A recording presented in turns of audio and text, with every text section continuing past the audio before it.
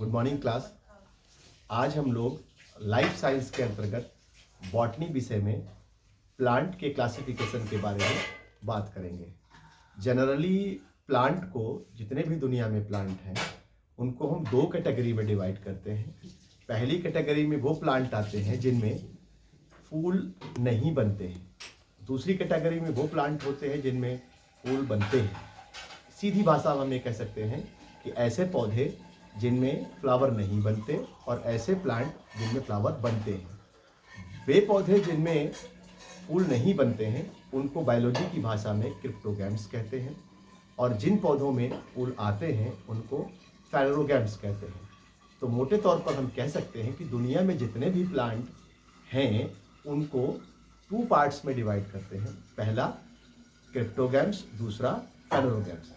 Cryptogams को further 3 parts में divide किया गया है।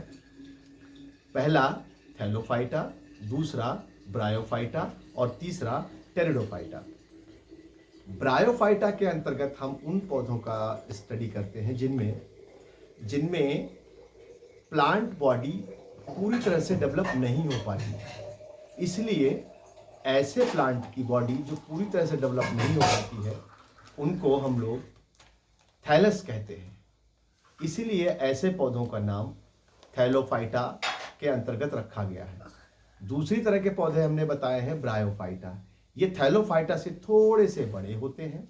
इनकी प्लांट बॉडी भी थैलस टाइप की होती है, अर्थात जड़, तना और पत्ती में डिवाइडेड नहीं होती है। तीसरी कैटेगरी है टेरिडोफाइटा। ये प्लांट ब्रायोफाइटा से भी बड़े होते हैं और ऐसा माना जाता है कि इन प्लांट्स में पहली बार रूट, स्टेम और लीव्स का डेवलपमेंट हुआ होता है।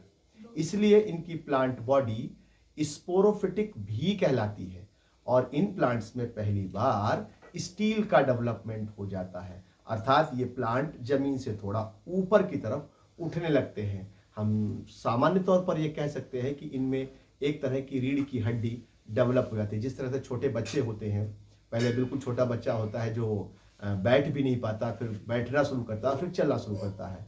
हम थैलोफाइटा, ब्रायोफाइटा और टेरिडोफाइटा को कुछ इस तरह डिवाइड कर सकते हैं। तो टेरिडोफाइटा को ये माना जाता है कि फर्स्ट लैंड प्लांट के तौर पर कंसीडर किया जाता है, और आज भी टेरिडोफाइटा आज भी मैक्सिमम मात्रा में ये प्लांट पाए जाते हैं। तो 3 कैटेगरी आपने देखी जो कि क्रिप्टोगैम्स के अंतर्गत थी, थैलोफाइटा, ब्रायोफाइटा और टेरिडोफाइटा। थैलोफाइटा को फर्दर 2 टाइप्स में बांटा गया है। पहला एल्गी और दूसरा फंजाई। एल्गी वो पौधे होते हैं, नाम से सुना होगा, जिनको शैवाल कहते हैं।